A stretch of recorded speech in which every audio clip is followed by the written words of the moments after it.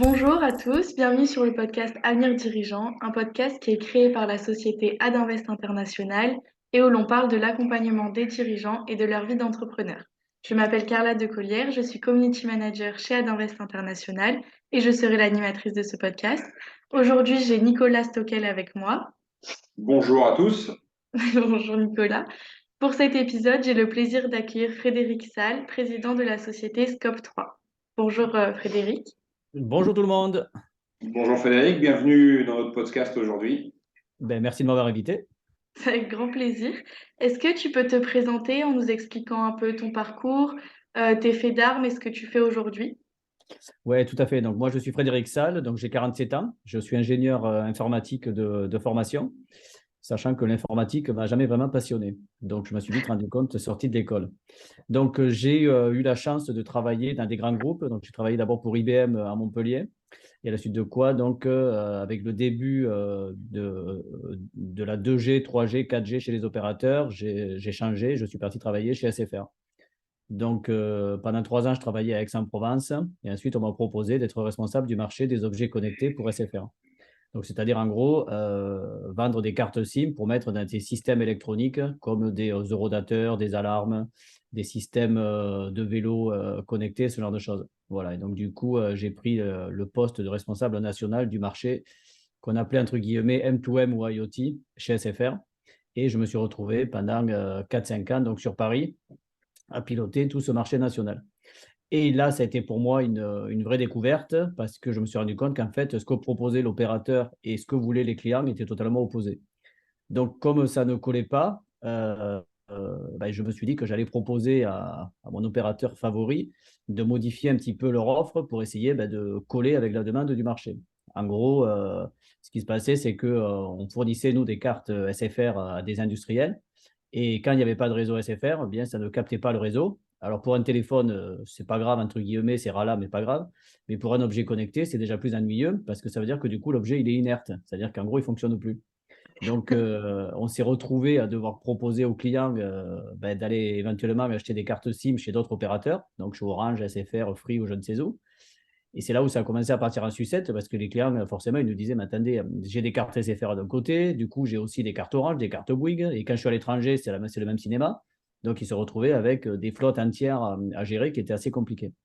Et du coup, j'ai proposé donc, à l'opérateur SFR de mettre en place un projet avec une plateforme digitale pour gérer des cartes SIM, des boîtiers électroniques, mettre en place des cartes aussi qui captaient tous les réseaux. Et évidemment, SFR m'a boulé, n'a pas accepté ce projet. Et donc, il m'a proposé éventuellement de m'accompagner à démissionner si je voulais le créer moi-même. Ce à quoi j'ai accepté. Donc, je suis parti d'SFR et je vais aller créer mon projet moi-même. Bon, je me suis mis bien à risque là sur le coup, parce que je gagnais plutôt bien ma vie sur Paris entre mon salaire mensuel et l'intéressement de participation. Voilà, un grand groupe comme ça, quand même, on gagne plutôt bien. Et, euh, et du coup, donc, c'est là où je me suis dit, bon, ben, allez, c'est parti, on y va. Donc, j'ai créé Matuma donc en 2012. Donc, Matuma qui veut dire machine to machine, hein, c'est l'acronyme. D'accord. Ok. Et j'ai lancé donc ma propre offre telle que je l'avais proposée à SFR, hein, donc avec une plateforme de services digital pour que les industriels puissent gérer leur parc d'objets connectés et de cartes SIM. Et j'ai lancé aussi mes cartes SIM multi-réseau. Voilà. Et donc multi-opérateur mondial, c'est-à-dire qu'on n'avait qu'une seule carte SIM qui capte tous les réseaux partout, avec un petit algorithme dedans qui va capter toujours le meilleur réseau. Donc, on a mis à peu près entre 2012 et 2019, on est devenu numéro 2 européen hors opérateur. Donc, du coup, ça veut dire qu'on avait quand même assez raison de ce qu'on allait mettre en place. Et en 2019, on a eu la chance que le leader européen du marché nous propose de nous acquérir, parce qu'il voulait consolider le marché. Il n'arrivait pas à rentrer sur le marché français. Et du coup, il nous a acquis en juillet 2019. Donc, à la suite de quoi, j'étais plutôt ravi de cette acquisition. Et je suis resté, grosso modo, 1 an à la tête de Matuma, sans jamais retourner au bureau, puisque suite à la vente, j'ai eu un accident de sport. Je me suis fracturé le tendon d'Achille. Donc, entre le moment où je me suis fait opérer, immobiliser et rééducation chez le kiné, eh ben, le Covid est arrivé. Donc, je suis à nouveau resté 2 mois à la maison. Et donc, au bout d'un an, à ne plus aller au bureau, j'ai décidé de partir. Parce que je me suis dit que la boîte tournait très bien sans moi. Donc, j'allais pas rester. Et donc, rapidement, je me suis vite emmerdé à la maison. Voilà, pour la faire simple. Pourquoi? Parce que c'était il y a 2-3 ans. Donc, voilà, j'avais 44 ans. Et je me suis rendu compte que j'étais un jeune retraité. Donc, il restait encore 20 ans à tirer, en gros, avec la nouvelle retraite jusqu'à 64 ans. Et que je ne me voyais pas rester sans rien faire. Voilà, donc du coup, j'ai réfléchi un petit peu à être bénévole dans une association. Et donc, je suis parti faire du bénévolat pendant 1 an dans une association du côté de Montpellier. Et c'est là où, pour moi, ça a été le déclic, c'est-à-dire que je me suis rendu compte d'un fonctionnement qui était totalement absurde. L'absurde, c'est que dans l'association, donc, on aidait les familles en difficulté et en fait, on leur donnait des paniers repas. Et moi, en tant que bénévole et les autres bénévoles, en fait, on n'avait quasiment rien pour travailler. Pas de table, pas de chaise, même pas de quoi accueillir les familles. Donc, c'était un peu désuet. Et du coup, quand je leur ai dit, mais pourquoi on n'a rien, ils m'ont dit, parce qu'on a 5 000 € de budget par an et c'est fait pour aider les familles. Ce n'est pas fait pour acheter du mobilier. Et à l'inverse, j'avais ma start-up, Matouma, donc que j'avais cédé entre-temps, qui, suite au Covid, était en train de réorganiser un flex office et venait de résilier 300 mètres carrés de locaux. Et donc, ils se sont retrouvés avec tous les bureaux, tout le mobilier, en fait, qui était neuf, puisqu'il avait 2 ans à tout casser, parce qu'on avait tout remis à neuf, à pas savoir quoi en faire. Et la seule solution qu'on nous proposait, en fait, c'était de mettre une benne au pied du bâtiment et de tout jeter à la poubelle. Et c'est là où je me suis dit, mais non, mais ça ne marche pas. Enfin, on est après Covid. Pour moi, je tombe dans une absurdité psychologique incroyable. On est en train de nous dire qu'il y a une pénurie de matières premières, qu'il faut arrêter de surproduire, qu'il faut essayer d'être responsable. Et là, on me dit, il faut tout jeter. Je dis, mais ils sont fous. Et du coup, j'ai cherché une solution, je n'en pas trouvé. Et donc, à la va-vite, la première chose que j'ai fait, c'est que je suis allé louer un camion. J'ai tout récupéré pour mon association. Donc, j'ai meublé mon association avec une partie, gratuitement, évidemment. J'ai donné le reste, on a vendu le reste à prix très bas aux bénéficiaires pour qu'ils puissent aussi s'équiper à la maison. Et le tout fait que j'ai fait éditer un CERFA de dons en nature par l'association, qu'il a remis à Matouma. Et du coup, Matouma a pu défiscaliser l'ensemble du don. Et donc, ils ont récupéré dans le bilan de l'argent numéraire suite à la défiscalisation. Génial. Donc, du coup, je me suis dit, tiens, c'est marrant, ça marche bien et tout le monde est content. Et comment le digital peut aider à résoudre ce problème? Et donc, du coup, j'ai réfléchi à une plateforme digitale pour que les entreprises qui n'ont plus besoin de leur équipement professionnel, notamment de leur mobilier, puissent le référencer sur la plateforme et des associations qui en auraient besoin puissent le récupérer. Donc, ça marchait, mais ça ne donnait pas un modèle économique. Mais c'était sympa à faire. Et puis, en présentant, j'étais aussi président de la French Tech à ce moment-là, à Montpellier. Et c'est en présentant ce projet aux membres de la French Tech où un adhérent m'a dit, mais attends, mais moi, ton mobilier de seconde main, ça m'intéresse parce que je crée des coworking, donc ça s'appelle Bureau & Co en l'occurrence, qui s'appelle Nordine, le patron. Il me dit, moi, je crée des coworking et mon problème, c'est qu'il me faut du mobilier de seconde main pour les meubler parce qu'aujourd'hui, j'achète du neuf, c'est complètement absurde.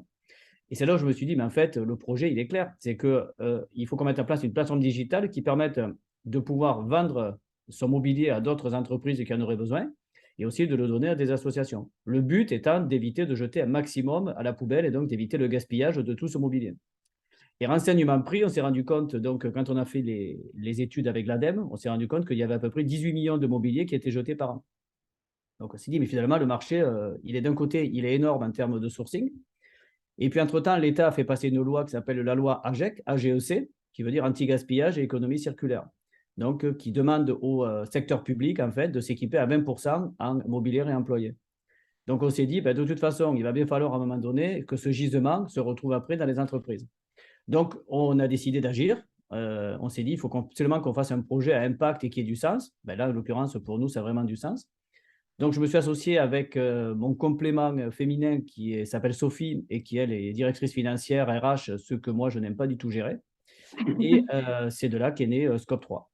Et après, je détaillerai dans le débat un peu plus en détail ce qu'on fait, parce qu'entre l'idée de base et aujourd'hui, on a beaucoup évolué. Alors effectivement, bon, il se trouve, Frédéric, on se connaît depuis déjà un petit moment, même si c'est de loin en loin. Moi, ce que j'entends et ce que je retiens dans ton parcours, chaque fois, c'est ce qui t'a permis d'entreprendre, ou en tout cas ce qui t'a donné envie d'entreprendre, c'est les incohérences que tu as pu rencontrer. Que ce soit avec Matouma, que ce soit ta période entre les deux avec du bénévolat, ou que ce soit aujourd'hui avec Scope 3. Donc ça, c'est quand même très intéressant. On parlera un petit peu plus tard de RSE. On est en plein dans les sujets en ce moment. Le parcours est riche, intéressant, effectivement. Après, d'un point de vue plus personnel, alors là, on va arriver sur la fin de Matouma, effectivement, le moment où tu décides de céder cette société. Qu'est-ce qui te fait prendre cette décision, à part le fait que tu avais fait un petit peu le tour, peut-être, envie de voir autre chose? Qu'est-ce qui, à un moment donné, t'a fait appuyer sur le bouton et dire OK au groupe qui te reprenait? Que ce Alors, soit décision non, mais personnelle, financière, un peu de tout. tout à fait. Donc, c'est très intéressant. Il y a plusieurs aspects, en fait, qui m'ont fait décider. Il faut savoir qu'on a eu, sur les 7 ans, entre 2012 et 2019, on a eu 4 propositions de rachat, en fait. Donc, on était quand même assez intéressant comme société technologique et j'ai refusé les 3 premières. Parce que ce n'était pas le bon acteur pour nous racheter. En fait, lui, il voulait faire une diversification plutôt qu'un intérêt industriel. Ce qui m'a fait regarder donc, avec la société qui nous a racheté, qui s'appelle Wireless Logic, qui est un groupe anglais, c'est qu'en fait, c'était nos homologues européens. C'est-à-dire qu'ils faisaient exactement la même chose que nous, à tous les niveaux. Donc, commerce, donc intégration de cartes SIM, multi-opérateurs, plateforme digitale. Sauf qu'eux, ils avaient démarré 10-15 ans plus tôt que nous. Donc, ils avaient déjà tout un vécu. Et donc, eux, ils étaient très bien implantés sur tous les marchés du Nord, donc tout ce qui était Allemagne, Suède, Norvège. Par contre, ils avaient du mal à s'implanter sur les marchés du Sud, donc France, Italie, Suisse, Espagne, là où nous, on était implantés.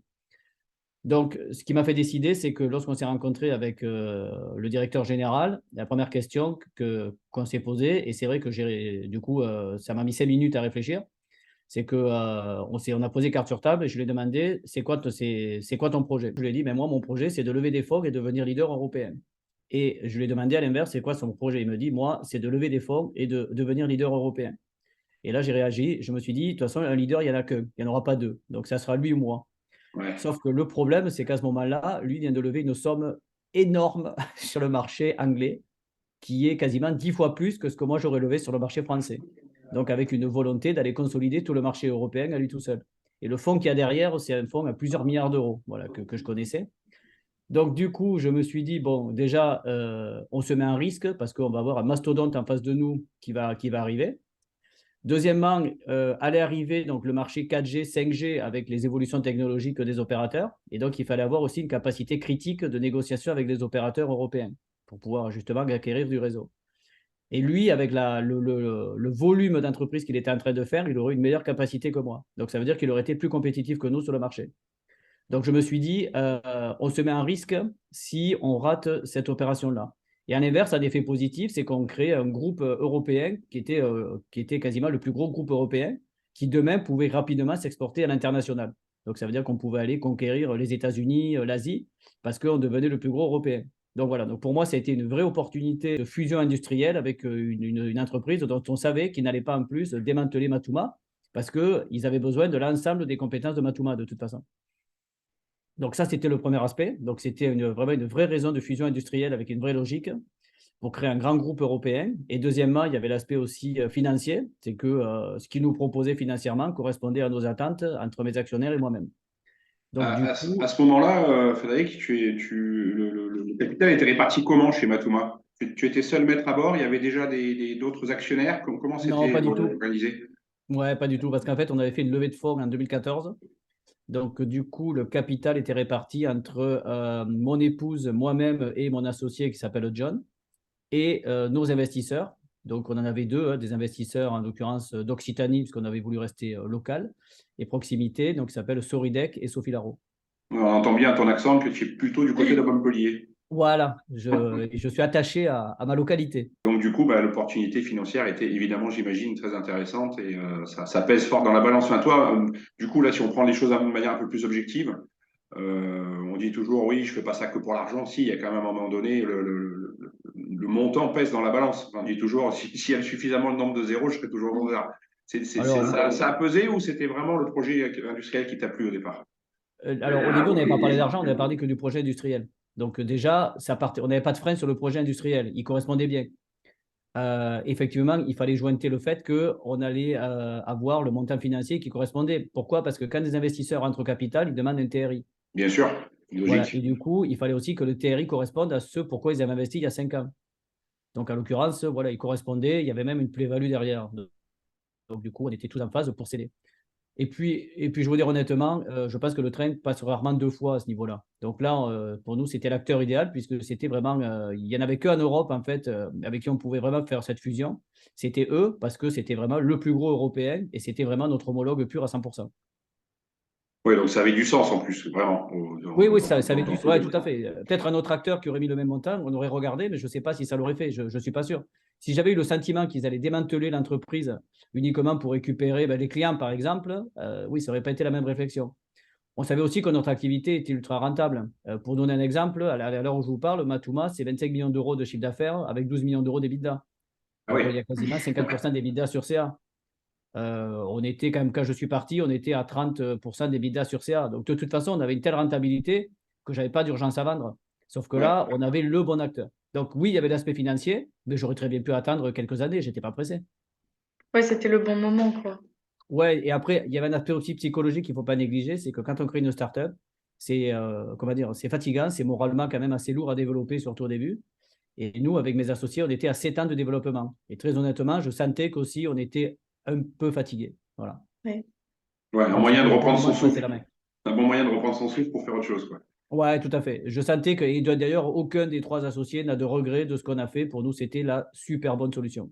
Bon, super. Derrière, donc tu sors de Matouma avec ce que tu as expliqué tout à l'heure, la partie blessure et puis le Covid qui vient se greffer dessus.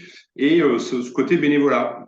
Pourquoi le bénévolat à ce moment-là? Pourquoi pas relancer une boîte derrière, parce que tu avais les moyens de le faire, très clairement, ou repartir sur autre chose? Pourquoi spécifiquement ça? Alors après, ce qui se passe, c'est que pour ceux qui ont vendu leur entreprise, je pense qu'ils vont peut-être se reconnaître, hein, c'est que on est fatigué. Moi, je trouve qu'on a un vrai coup de mou derrière. Donc moi, je me sentais à plat complet, apathique. Mon cerveau moulinait plus. Donc j'étais franchement lessivé. Et ce qui s'est passé, c'est que, et je ne l'avais pas pesé quand j'ai vendu, c'est que je pensais aller faire la fête, le tour du monde et boire des cocktails en paillote. C'était l'image que je m'en étais fait. J'avais juste oublié un petit détail, c'est que j'ai deux enfants en bas âge qui ont 10 ans et 8 Ah, ans. Et là, la petit réalité, détail. ouais, c'est un gros détail que j'avais occulté. Mon cerveau n'y a plus pensé. Mais parce qu'on s'est focusé sur la vente, hein, c'est pas que je les ai oubliés, loin de là. Et ce qui s'est passé, c'est qu'en septembre, à la suite de mon départ, j'ai posé les enfants à l'école à 9 h du matin et je me suis retrouvé à 9 h 30 à la maison avec mon café dans la cuisine. Et là, je me suis dit, gros coup de stress, merde, qu'est-ce que je fais maintenant? Et j'étais un peu comme un retraité qui n'a pas préparé sa retraite, en fait. Donc, du coup, mon épouse qui fait du golf a essayé de me traîner à faire du golf. Donc, on a fait un stage d'une semaine de golf, ce qui ne m'a pas du tout plu. Et c'est là où je me suis rendu compte qu'en fait, ma passion, c'était d'aller sur le terrain, en fait. C'était de rencontrer des gens. Et voilà. Et puis, je voulais trouver aussi une activité qui a du sens. Et là, c'est vrai qu'au bout de 2 mois, mon épouse a pété un câble que je reste à la maison. Elle m'a dit, va te trouver une activité, c'est plus possible. Et du coup, le bénévolat, pour moi, ça m'a paru une évidence parce que je ne l'avais jamais fait. Et je me suis dit, voilà, je n'ai pas une nécessité folle de retravailler dans les médias. Donc, finalement, le bénévolat, c'était parfait. Et du coup, je voulais aussi un bénévolat qui a du sens. Et donc, j'ai cherché plusieurs associations. J'ai trouvé celle-ci d'aide aux familles défavorisées. Moi, ça me parlait parce que j'avais des enfants. Et du coup, ça m'a. Voilà. Donc, du coup, voilà pourquoi j'y suis allé. Et franchement, j'ai adoré. Alors, c'est vrai que les bénévoles étaient plutôt des seniors à la retraite qui m'ont regardé un peu bizarre en me demandant si je ne m'étais pas perdu. Et donc, il a fallu que j'argumente pour leur expliquer pourquoi je voulais faire du bénévolat, que je n'avais pas besoin de travailler.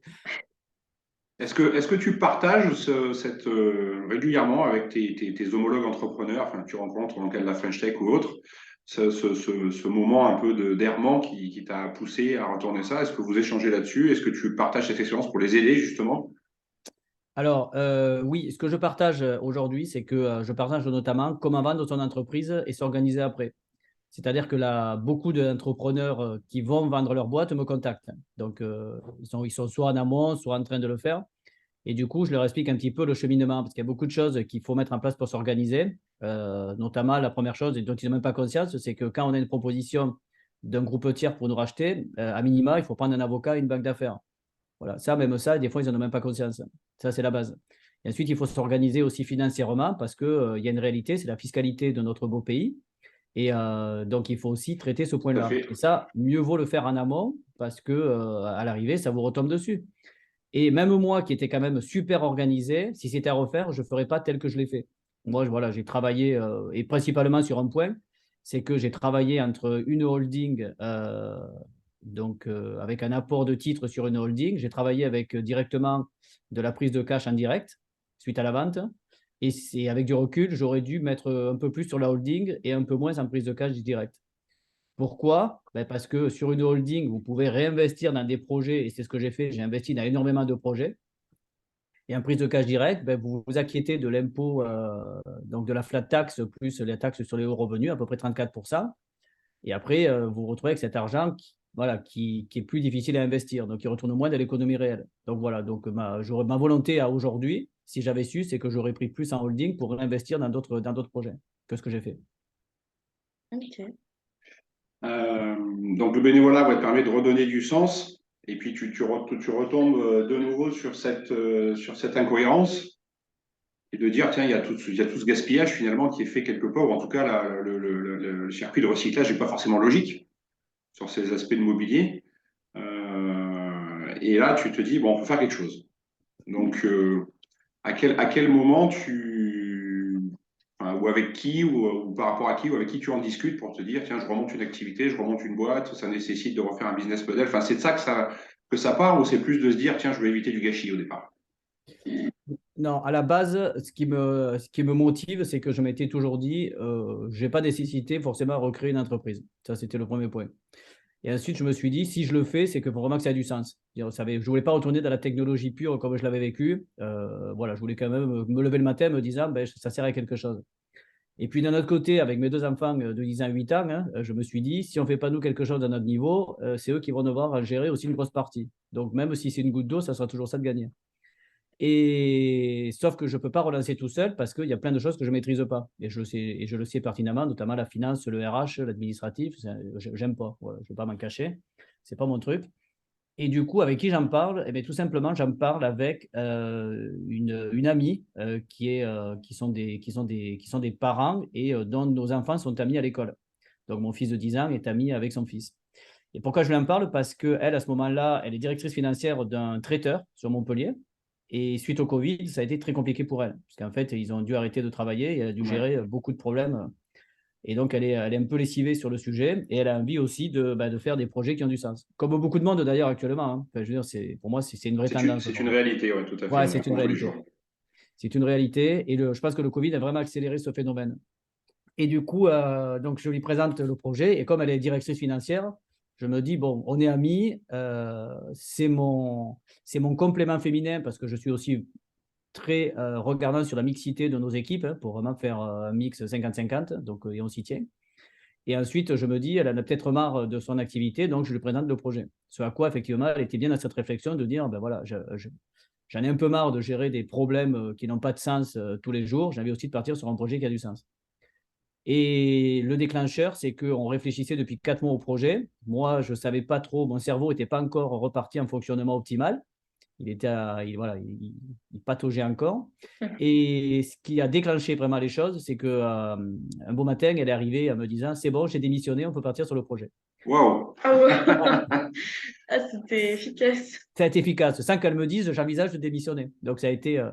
Et là, je me suis retrouvé un peu démuni en me disant, merde, qu'est-ce que je fais maintenant? J'y vais pas. Ouais, elle compte sur moi, quoi.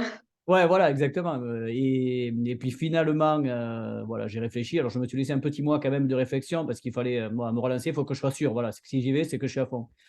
Et puis, je me suis dit, non, mais finalement, l'opportunité, elle est trop intéressante. Et je suis parti dans ce métier qu'on ne connaissait pas du tout. Parce que le mobilier de seconde main pour les professionnels, on ne savait pas du tout où on allait. On avait l'idée, mais on ne savait pas si ça allait prendre ou pas.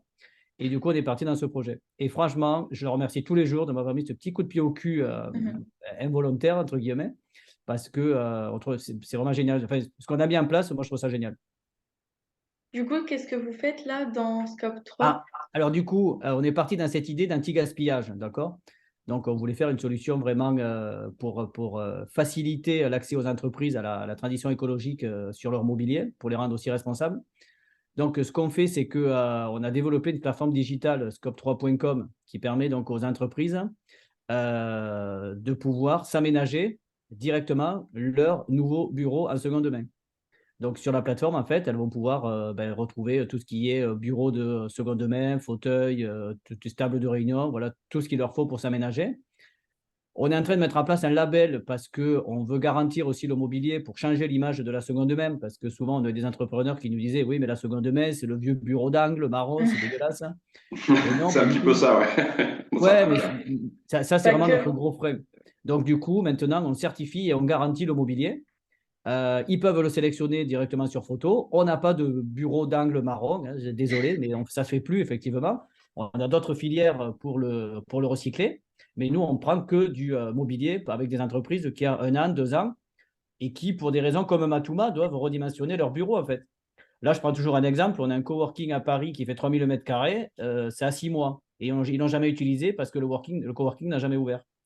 Et donc là, on Ouais. récupère tout le mobilier. Donc, c'est du mobilier qui est de super qualité, qui Ouais, est il est tout neuf pour le neuf. coup. Et en fait, on travaille que sur ce type de mobilier, c'est-à-dire du mobilier récent, joli. Donc, du coup, soit les entreprises peuvent s'aménager, soit nous-mêmes, on a créé un service d'aménagement pour aider les entreprises à s'aménager. Donc, elles nous envoient elles nous envoient leur plan de locaux. Et ensuite, donc, on leur crée l'aménagement clé en main.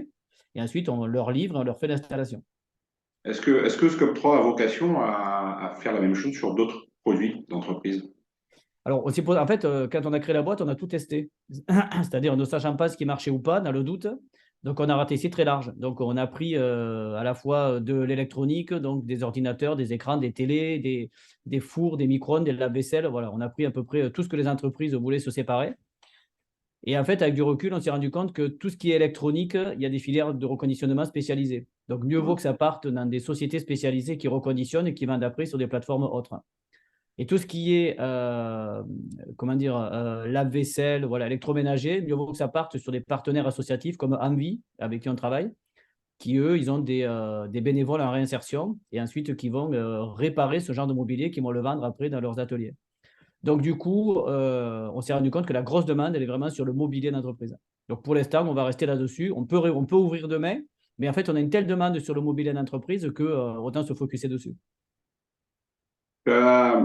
Tu as une vision pour cette société. Enfin, vous avez avec Sophie une vision tous les deux de cette société à terme, à 5 ans, à 10 ans, ou c'est vraiment un peu pour l'instant encore au jour le jour? Non, on a une vision parce qu'on se rend compte que le marché est très dynamique parce qu'il y a beaucoup d'entreprises qui ont pris conscience donc déjà que s'équiper en seconde main, ben, c'est super beau, c'est super qualitatif. Il y a aussi des jeunes générations qui arrivent qui ont vraiment cette mentalité. Quand on voit des personnes qui arrivent à 25-30 ans, elles veulent vraiment des solutions à impact. Et ça, voilà, et ça me fait plaisir parce que toute cette génération est vraiment euh, prise à cette prise de conscience en fait sur l'environnement et sur l'impact.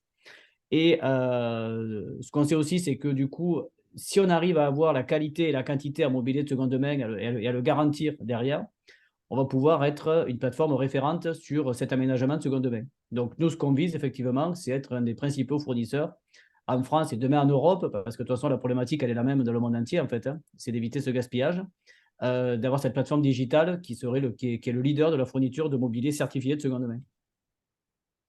Sur ce sujet de la recyclabilité, de la durabilité, etc., de manière un peu plus large, tu vois comment, toi, la société avec un grand S hein, de demain, et notamment le rôle de l'entreprise ou de l'entrepreneur dans cette société?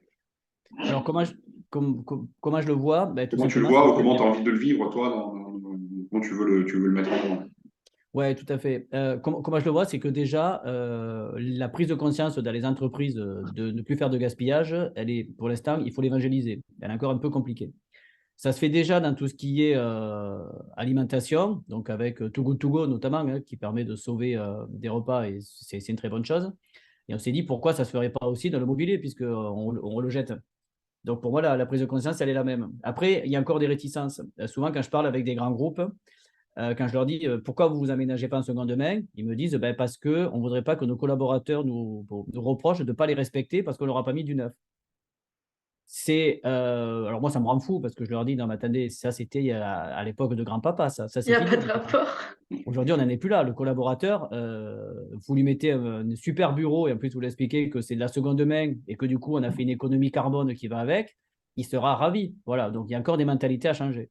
Donc pour l'instant, les grands groupes nous appellent pour se séparer de leur mobilier quand ils veulent remettre du neuf, mais ils ne sont pas encore passés à l'étape de dire, ah ben tiens, et si je faisais au moins 20% de mon aménagement en seconde main. Donc, du coup, il y a encore beaucoup d'efforts à faire en termes de communication. Mais ça, on pense qu'on va y arriver avec le fait qu'on va certifier le mobilier, le garantir, et à poser un label qui certifie que c'est de la seconde main de très très bonne qualité et qui soit très joli. Après, sur la société, ce qu'on se rend compte, c'est que la prise de conscience, elle est quand même réelle. Pourquoi? Parce que les entreprises ont créé des services RSE. Donc, de toute façon, ils sont obligés de respecter des actions. Et puis, il y a aussi le bilan carbone avec, entre guillemets, le scope 3 pour les entreprises. D'ailleurs, d'où le nom de notre société, scope 3. Donc, le scope 3 qui demande de faire un bilan carbone et de pouvoir équilibrer ses émissions de gaz à effet de serre. Et c'est vrai que nous, dans notre activité, c'est un gros plus pour l'entreprise, c'est qu'on a calculé en fait un algorithme qui permet à toute entreprise qui se sépare de mobilier ou qui s'équipe en seconde main de recevoir des attestations d'économie de CO2 qui vont pouvoir directement déduire de leur bilan.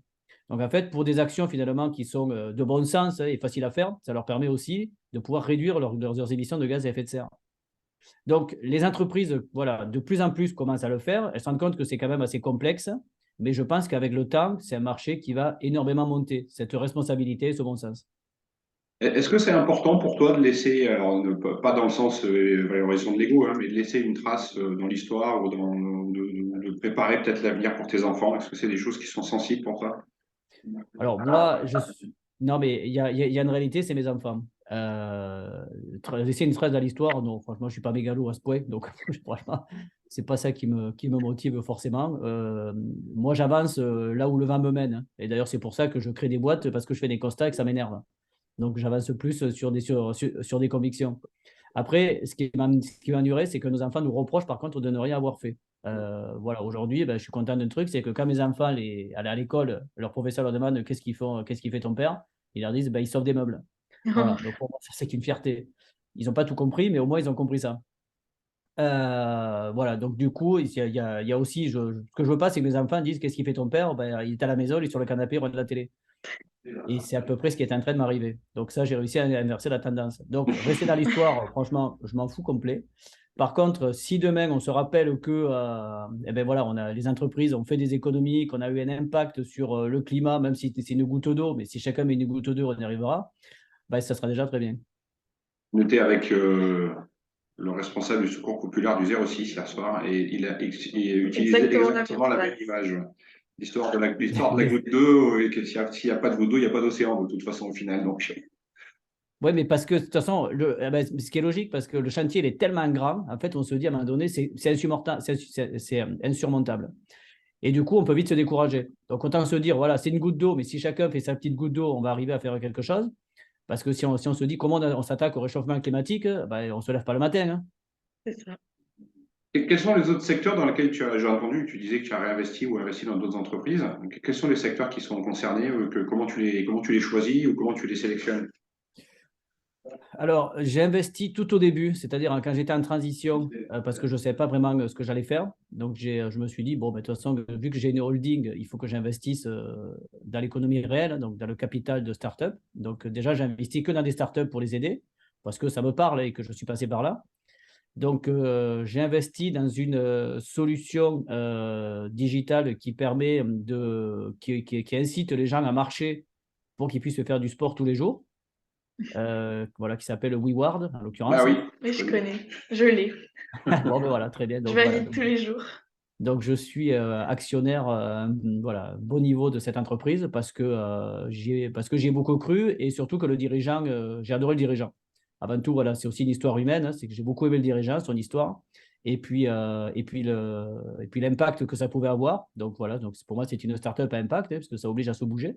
Mm. Plutôt que de rester devant une Switch à la maison. Et ensuite, j'ai investi dans un domaine qui sont les objets connectés parce que je m'y connaissais, que je connaissais le dirigeant, donc ça me parlait. Et ensuite, j'ai investi dans une autre société qui est dans le sport, dans la Sportech, et qui permet de faciliter pour faire des sports nautiques. Voilà, donc j'ai investi dans des choses qui me soient sportives parce que j'aimais le sport, soit objets connectés parce que c'était mon domaine. Ouais. Ouais, des domaines que tu connais ou qui sont sensibles pour toi, quoi. Ouais, exactement. Donc, deux domaines à impact et un domaine objet connecté parce que c'est mon ancienne vie, je ne peux pas la renier d'un seul coup. Le prochain projet de Frédéric Sall, c'est quoi? Après Scope 3?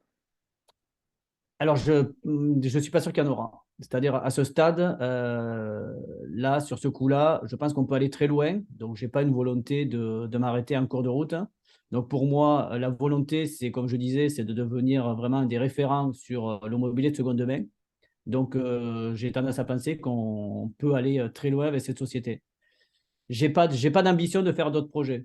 Ça sera sûrement le plus beau, mais ça sera le dernier. Ouais, de le faire perpétuer un Ouais, maximum, quoi. exactement. Et puis après, je pense que pour le coup, je repartirai pas. Voilà, je l'aurais Après, vécu ce une sera la fois. retraite, c'est bon. Ouais, après, ça sera 64 ans, ça sera l'âge de la retraite. Dernière, ouais, en guise de conclusion, un conseil pour les entrepreneurs en devenir et un piège à éviter pour eux. Alors, pour moi, j'ai deux, comment dire, j'ai deux maximes que je sors tout le temps. Quand on est entrepreneur, il ne faut pas trop réfléchir des fois, sinon on ne se lance jamais. Et c'est vrai que je dis souvent, réfléchir, c'est mourir. Voilà, donc du coup, si je réfléchis 2 minutes, en fait, je ne crée pas la boîte. Et c'était pareil pour Matouma. Donc, des fois, il ne faut pas trop se poser de questions. Et la deuxième chose, c'est que je crois qu'il faut aussi rester terre à terre. C'est-à-dire souvent, quand je pitchais le projet, on me disait, oui, mais alors c'est quoi ton innovation? Qu'est-ce que tu as inventé? J'ai dit, mais moi, je n'ai pas inventé d'atomes parce qu'il y en a déjà plein des atomes. Nous, ce qu'on essaie d'inventer, c'est une solution pour aujourd'hui, en fait, parce que le problème, il est maintenant, il n'est pas demain. Et c'est vrai que ce que je dis toujours, c'est que pour moi, ma conviction, c'est qu'avant d'inventer le futur, inventons le présent. Et donc, j'allais dire aux entrepreneurs, restons terre à terre sur des choses de logique, de bon sens. On sera déjà pas mal, plutôt que de partir dans des innovations qui verront le jour dans 10 ans. Parce que dans 10 ans, le problème, il sera autre, en fait. Et ensuite, s'il y a des pièges à éviter, moi, ce que je conseille, c'est de partir en s'associant. Un entrepreneur, je ne lui conseillerais jamais de partir seul. Je trouve qu'il y a tellement de difficultés, c'est qu'il faut quelqu'un qui soit un complément, parce qu'il y a beaucoup trop d'enjeux à gérer. Ok, ça, c'est des bons conseils, je pense. Mais c'est des conseils de vécu, Ouais, pour le c'est coup. ça. Ah, c'est du Ouais, vécu. vraiment. Très Ok. bien. Non, merci beaucoup pour cet échange et pour ta Ben, vision merci à des vous, choses c'était un plaisir. et ce partage. Et puis, j'espère que ce parcours inspirera ou en tout cas rassurera peut-être dans certains cas des entrepreneurs en cours sur des sujets sur lesquels ils se cherchent un peu. Mais effectivement, le fait de ne pas trop réfléchir, des fois, ça permet d'agir et Ouais. c'est quand même plus efficace. Ouais, c'est clair. Est-ce que tu peux nous donner tes réseaux pour que nos auditeurs ils puissent te retrouver si jamais ils veulent te poser des questions Alors, ou pour quoi? nous retrouver, vous pouvez retrouver beaucoup de photos d'aménagement que l'on a fait sur le site info.scope3.com. Et ensuite, donc, si vous voulez acquérir du mobilier de seconde main, www.scope3.com. Ok, super. Nous concernant, vous pouvez nous retrouver sur YouTube et LinkedIn sous le nom d'Adinvest International. Merci beaucoup Frédéric pour cet échange et je vous souhaite à tous une très bonne journée. Au revoir. Merci beaucoup. Au revoir.